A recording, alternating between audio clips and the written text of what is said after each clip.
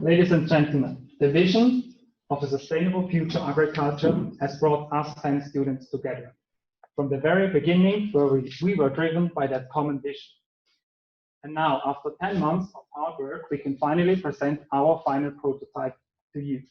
At this point, I would like to warmly welcome you, the sponsors, the professors, and the ones attending the live streams, and also our coaches to our final presentation. Having a committed team with a common vision is one of the core ingredients for a successful project. But without the support from our coaches, from the professors and the sponsors, we would not have been able to realize this project. And also not without the testing facilities here at ETH in Eschikon. Now let's have a closer look at our vision. Imagine you were a farmer growing sugar beets. Your goal is to have a high yield. Therefore, you need to have an effective weed control management. If you don't have that, your plants will be outcompeted by faster growing weeds, which take away nutrition, water, and sunlight. The most effective and economic solution to do that is spraying herbicides. Herbicides are toxic chemicals that kill the weed, but not the plant. These chemicals come with a downside. They end up in our groundwater. According to the Federal Office for the Environment here in Switzerland, 50% of the groundwater resources contain herbicide or their metabolite products.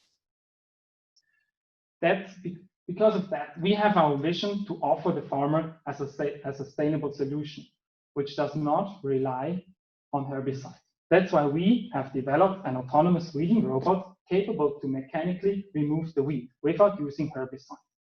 Are you wondering how the robot looks like? I'll show you.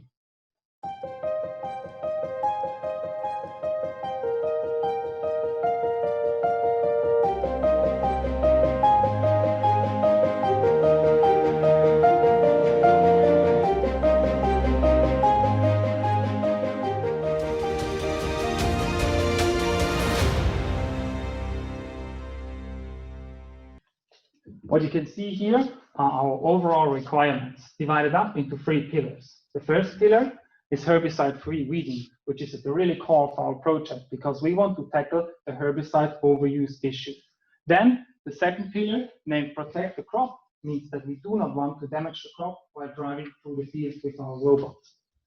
The third pillar is autonomous. We want to have or offer our customer a solution that makes their life easier, and we do not want to burden them with extra tasks. Therefore, we want to make our system autonomous. Now, within the next couple of slides, we will build up the technical requirements. Sugar beets are grown in rows with a row distance of 50 centimeters. Our robot has to drive from the beginning of the lane to the end of the lane, from A to B. While doing so, the robot will face obstacles like stones or uneven agricultural terrain.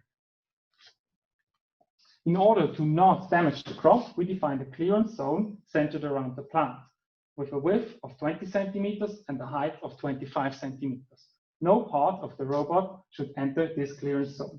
That's how we protect the plant. This means that the lane following has to ensure that the wheels of the robot stay within the 30 centimeters left. Pretty accurate for an agricultural environment. In order to perform the lane following with our robot, perception is required in order to analyze our environment.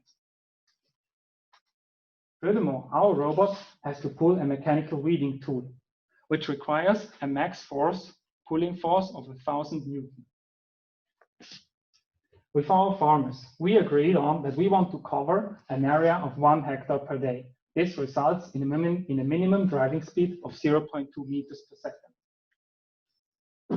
Once the robot is at the end of the row, the robot has to perform a maneuver in order to enter the next row. The space for that maneuver is limited to 3 meters. Thus, high maneuverability is a requirement. These are our most important requirements. Now, we're going to show you how the robot looks like that includes these requirements. I'm proud to present you Rosie. Rosie is the name of our robot, and she's a real beauty. but to really appreciate her features, I think it's important to get to know her a little bit better. So let's have a look at some of her key features.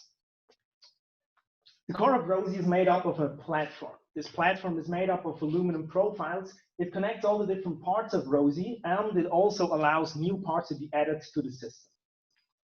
Rosie has 4 wheels with 4 individual suspensions and also 4 individual steerings. This allows Rosie to move around and do complex maneuvers. Rosie features a passive weeding tool to tackle weeds without the use of herbicides. And finally, Rosie is shelled with a nice looking casing made of aluminum sheets and 3D printed parts. Rosie is around 1.6 meters long, 1 meter wide, and 1.2 meters high. She weighs 300 kilograms, and she's already 10 months old. Now, let's have a look at what we implemented underneath the casing of Rosie.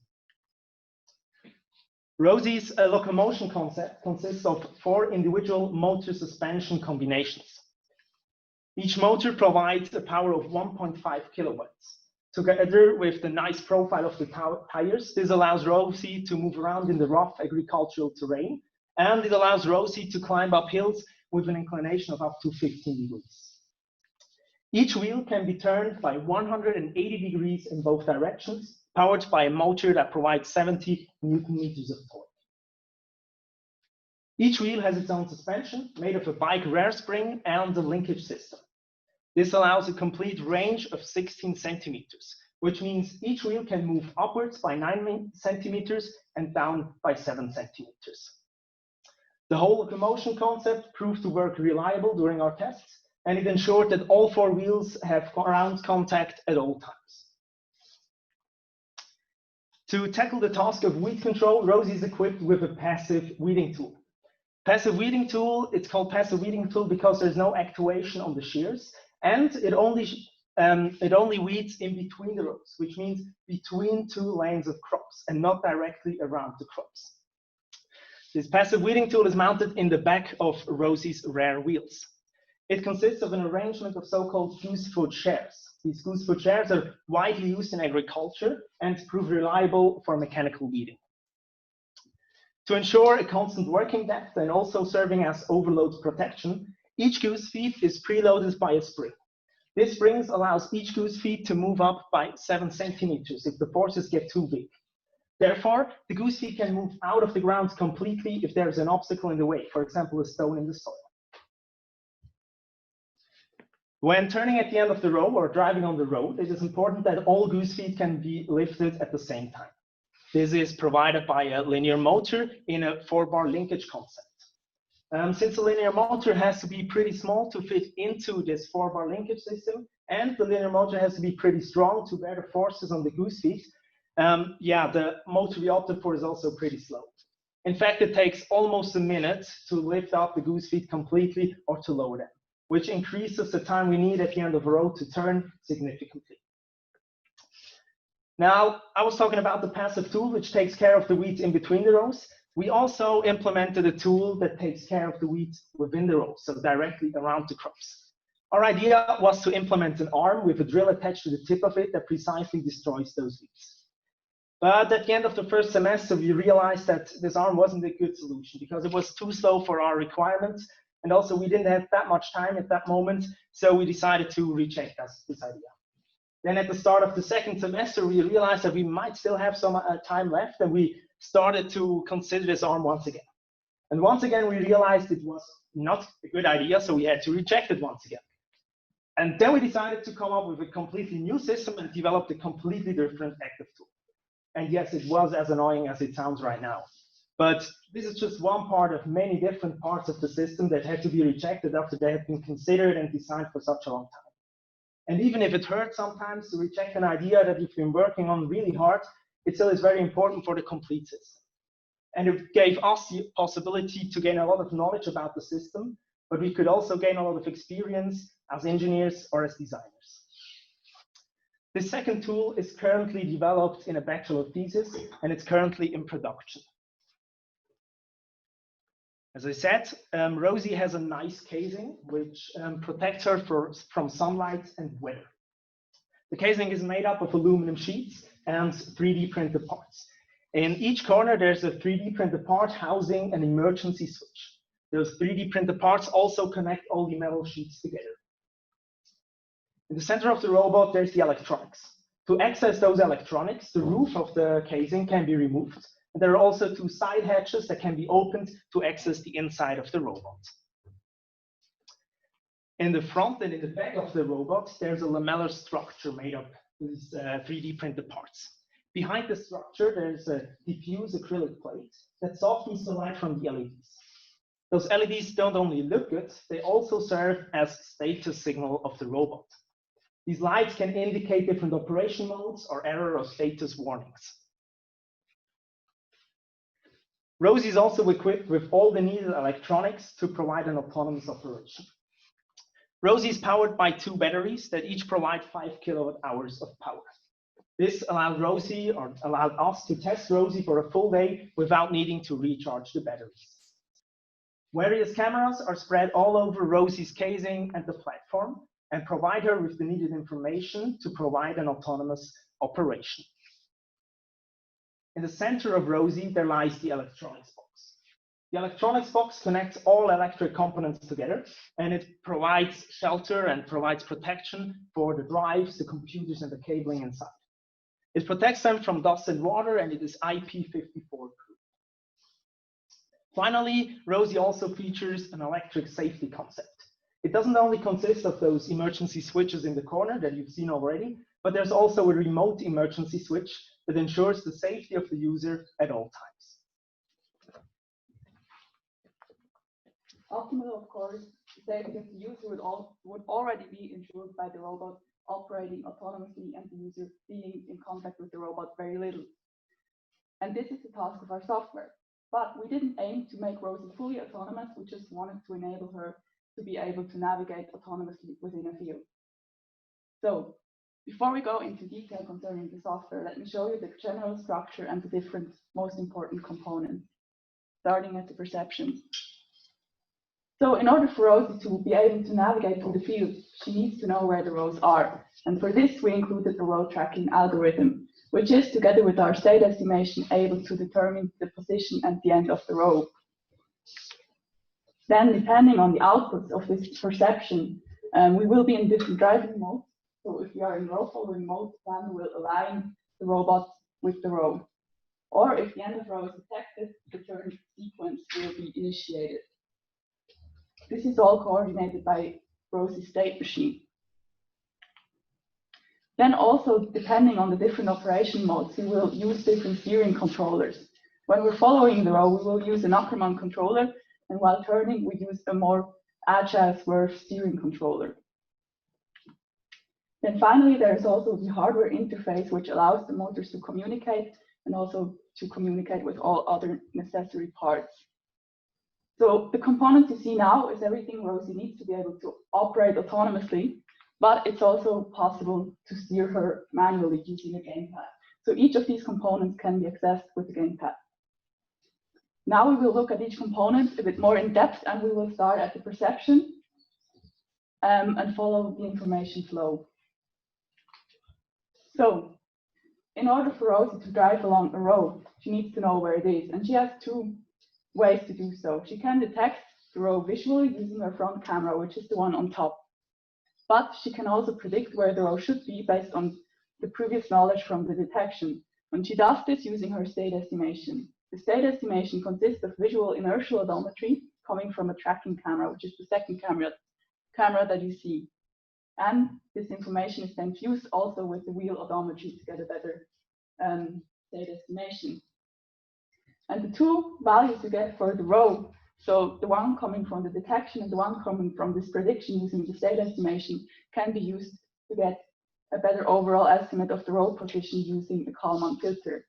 The outcome of which is the distance of the row relative to Rosie, as well as the orientation.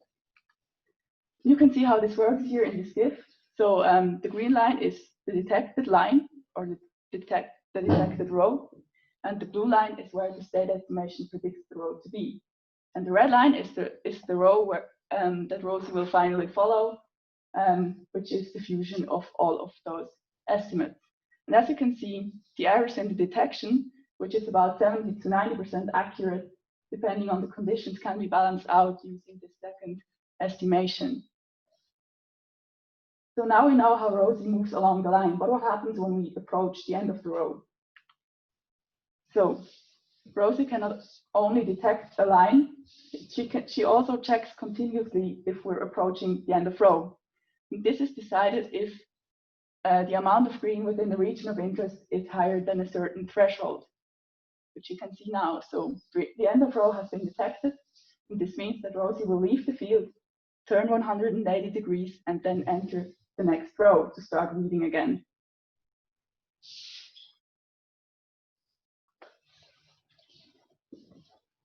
Now we know how Rosie identifies its position with respect to the row, and we know how it detects the end of the line, but we still don't know how the turn was initiated.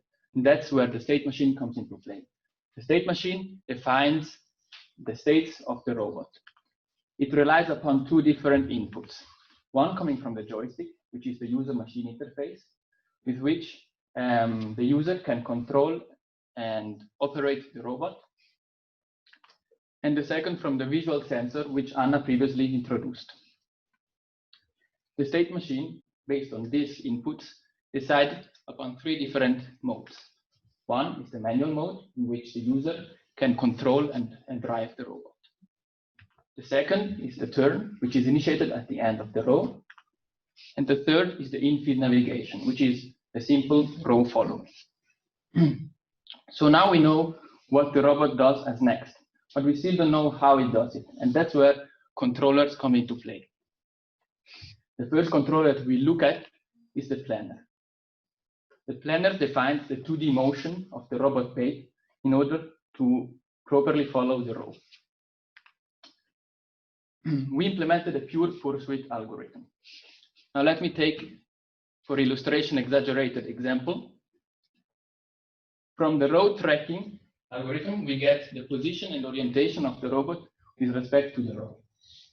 Then we have to define two more tunable parameters. One is the velocity of the robot, and the second is the look-ahead distance. The look-ahead distance defines the aggressivity of the controller. The shorter it is, the more aggressively the planner will correct the position of the robot. The position and the look-ahead distance, the trajectory and its curvature is defined. So now we know what the expected 2D motion of the robot is.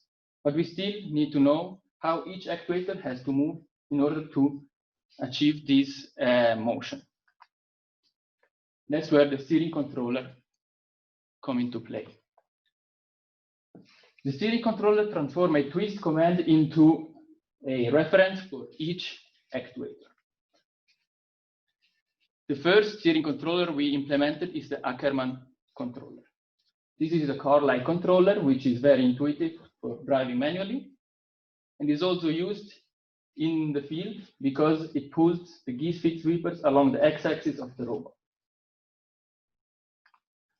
The second steering controller is the swerve steering controller. This allows on the turn spot, which comes very useful at the end of the row, and crab steering, which allows translational movement of the base without any rotation.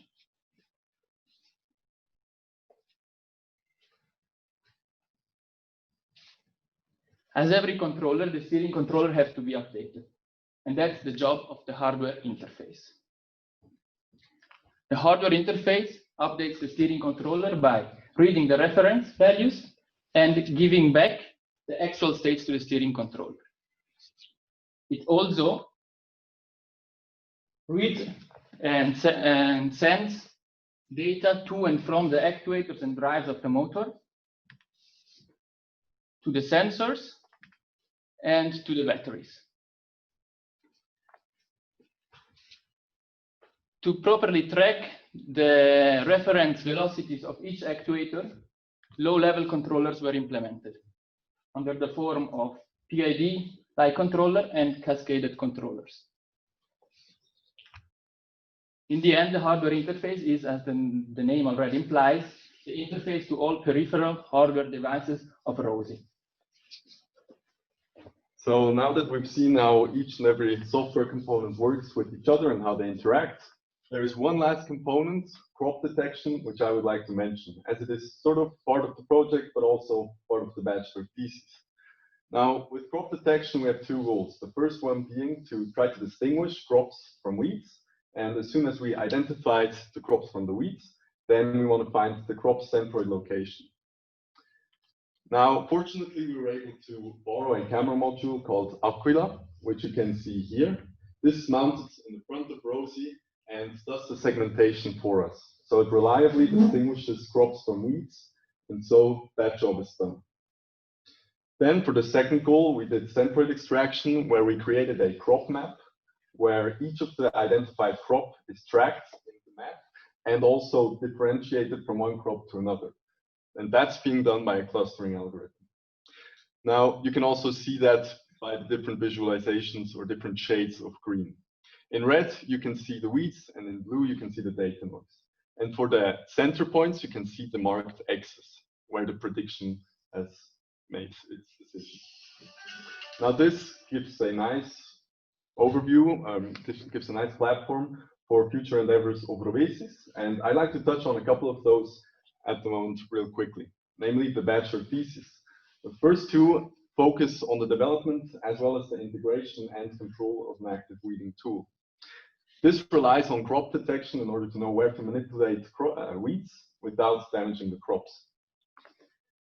There's also a bachelor thesis on phenotype crop mapping, where the crop detection is used in order to create a field map as well as visualize the state of health of the crops. And lastly, autonomous navigation between fields focuses on making Rosie work on one field and then autonomously make her way to the next field where she can continue weeding.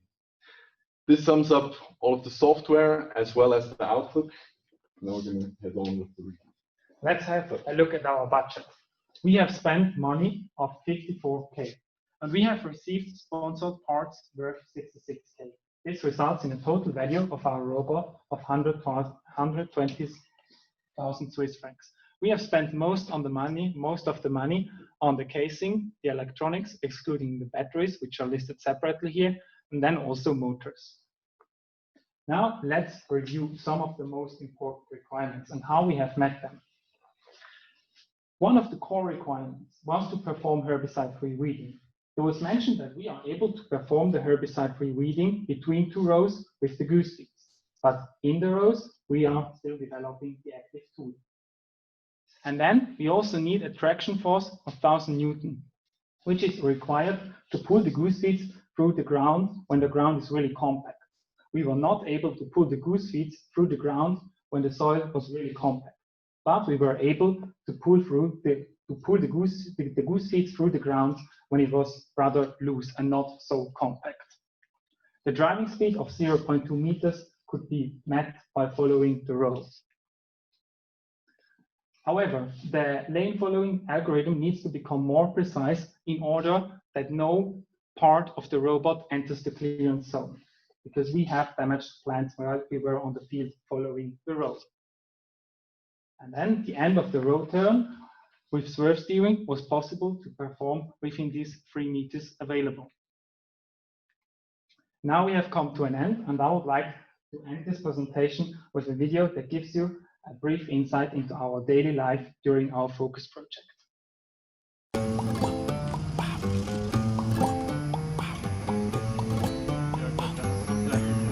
Ich glaube, der Roboter ist besoffen. Der gefällt mir. Ui! Ui, shit.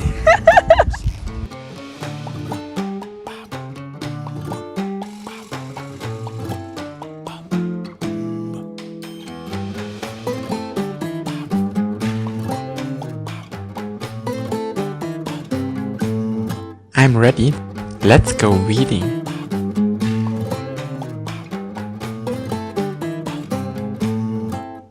Thank you very much for your attention.